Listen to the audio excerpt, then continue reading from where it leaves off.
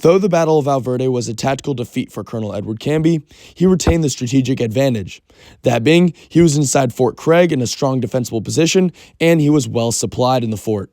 On the other hand, Brigadier General Henry Hopkins Sibley won a tactical victory at the Battle of Valverde, but it was an overall strategic failure.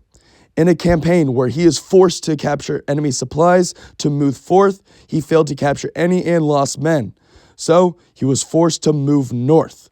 In New Mexico, Sibley would capture Albuquerque on March 2nd and Santa Fe on March 10th.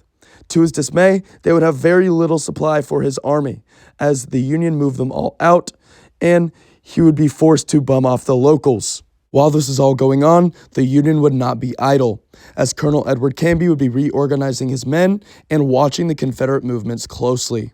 And another force would be moving in, this time from Colorado. Under Colonel Slough, with around 1,000 men, he'd be moving south to reinforce Canby.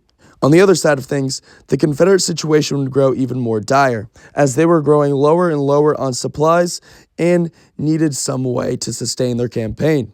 So, Sibley would send Major Pyron east to capture Fort Union and secure its supply base. They wouldn't be the only ones going to Fort Union, however, as Colonel Slough sent Major John Shivington and a few hundred men to reinforce the fort and defend it from the Confederates.